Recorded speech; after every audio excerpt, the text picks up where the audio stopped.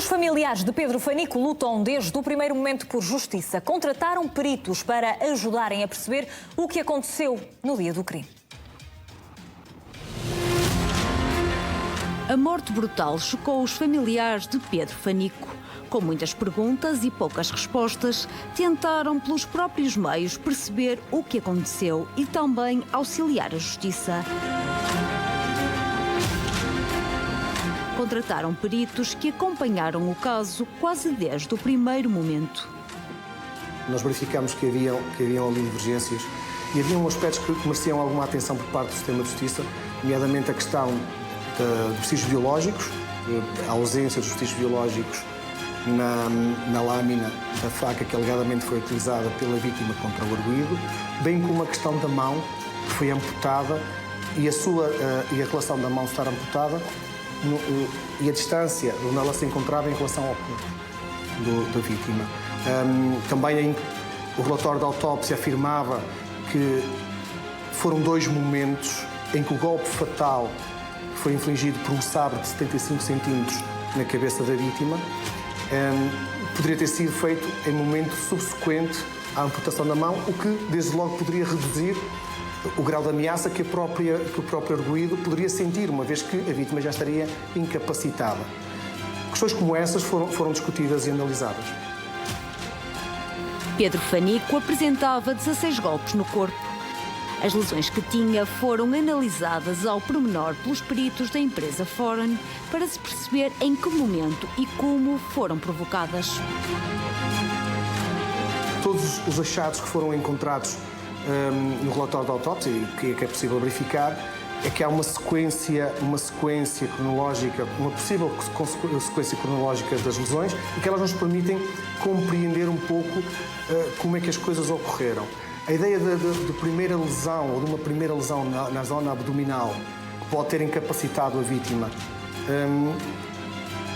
ela pode eventualmente ser considerada um pouco contraditória quando o arguido alega, ele próprio atesta isso no seu interrogatório e nas peças que existem no processo, de que usou a lâmina para se defender de um eventual ataque iminente que estaria a sofrer, mas depois a vítima foi para a casa de banho e o arguido decidiu manter-se nas imediações em vez de, por exemplo, tentar uma fuga.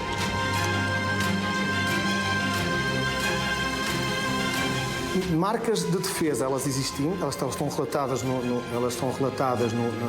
relatório da autópsia, quer nas mãos, quer no antebraço. Portanto, significa que havia, por parte da vítima,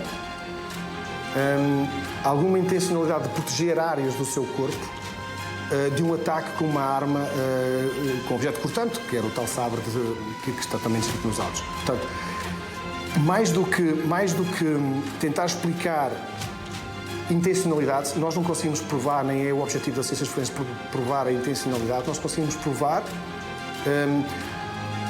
consequências de determinados factos, porque estão presentes no corpo da pessoa e conseguimos analisá-los e dizer que foi provocado por um determinado objeto, a uma determinada velocidade, a um determinado ângulo.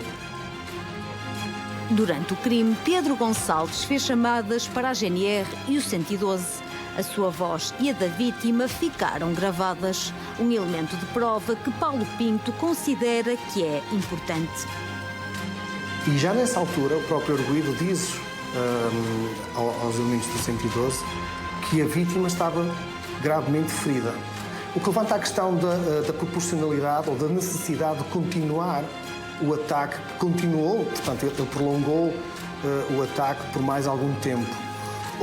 Outra coisa que também é importante no aspecto da cronologia tem a ver com o facto da vítima ter sido fotografada pelo arguido, ele ter tido tempo para se munir de um telefone, fotografar, registar o evento, o que também pode levantar aqui algumas questões sobre o estado emocional em que ele se encontrava, se tinha ou não receio, se tinha ou não medo, para fazer o que fez, porque, não obstante isso, ele tirou fotografias, não obstante isso, ele registou.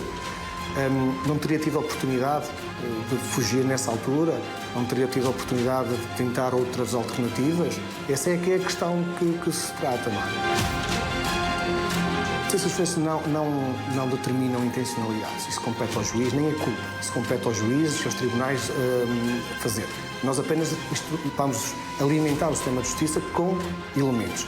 A ideia da legítima defesa terá que ser discutida pela sede própria, pelos tribunais. Nós apenas podemos dizer é que o tempo e o espaço que ele tinha, se tinha ou não opções à sua disposição que pudessem promover um resultado diferente. Na nossa opinião, tudo indica que sim, que ele poderia ter optado por outras decisões. Poderia ter, por exemplo, fugido ou poderia ter fechado o indivíduo. Nós não sabemos, não estivemos no local, não sabemos. Mas tudo indica que sim, pela cronologia dos eventos. Uma das dúvidas prende-se também com a faca que Pedro Fanico terá empunhado. O suspeito diz que sofreu um golpe no braço ainda antes de atacar a vítima com o sabre. Paulo Pinto levanta aqui uma questão.